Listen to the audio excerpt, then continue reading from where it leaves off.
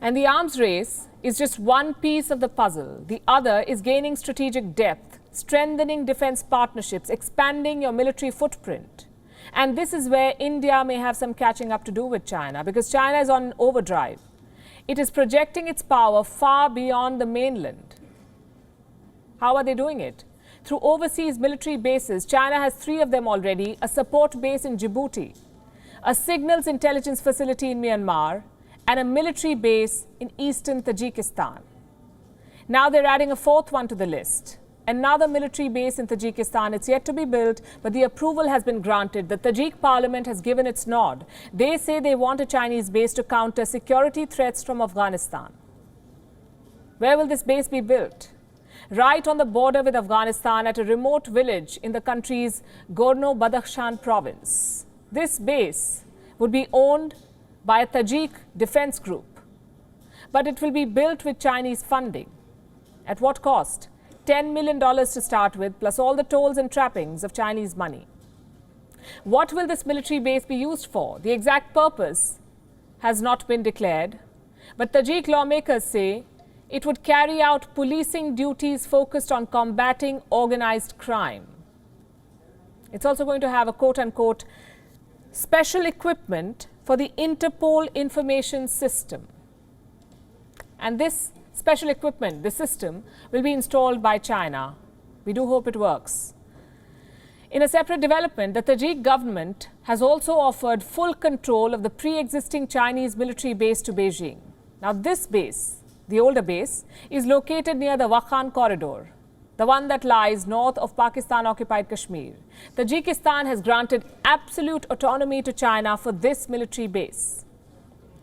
And that's not all. China will never have to pay a rent for this base. Tajikistan has also waived off any future rent for this facility. Why would they do such a thing? To get more military aid from China, apparently. At least that's what the Chinese embassy has been told. Well, rent or no rent, this development is very significant. China is building a new military base in Tajikistan, and it has gained full control of another. What does it show? It shows China's growing clout in Central Asia, a region so far considered Russia's turf. Central Asia is Moscow's playground. It was once an essential part of the Soviet Union. Countries like Kazakhstan, Uzbekistan, Kyrgyzstan, Tajikistan, and Turkmenistan, they were all part of the USSR. Then the Soviet Union disintegrated. Moscow took the role of a security guarantor. And that's how it's been for 3 decades. But now China is changing the landscape. It has made rapid inroads with military, transport, economic and political links. China has a growing presence in every Central Asian country. All of them receive military aid from China. All of them are part of the Belt and Road Initiative, the BRI. China is the largest trading partner of all 5 of these countries. Their collective bilateral trade touches $50 billion. If we talk about infrastructure, China has invested $40 billion in this region since 2014. 40 billion, 40. If we talk about security partnerships, China carries out military drills with all Central Asian states. Where does that leave Russia? It has a presence for sure, but its influence is waning. Let me give you just one parameter to drive home this point. In the 1990s, total bilateral trade stood at $110 billion. Russia and these countries, $110 billion. Today it stands at $18.6 billion. You see the drop? That is Russia's story in Central Asia. Gas exports from Russia to Russia from this region have dropped 60% since 2009. Most of the Central Asian pipelines are now carrying reserves to China. Then we have China's Belt and Road Initiative, Xi Jinping's vanity project plus world domination plan. The BRI was conceived around the same time as another plan, another project, the Russia-led Eurasian Economic Union, EAEU.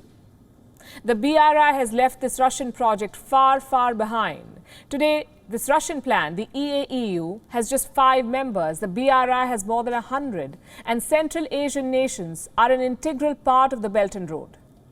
In June 2020, the Russian foreign minister even skipped a BRI conference. It was seen as Moscow's protest to China's BRI expansionism.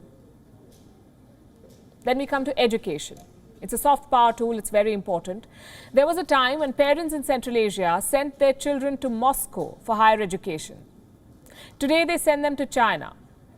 It has become an increasingly popular destination for colleges and universities. And I could give you many more examples, but you get the point. China is edging Russia out. China is winning the great game in Central Asia. Its gains may look small at the moment, but the geopolitical impact they will have would be profound.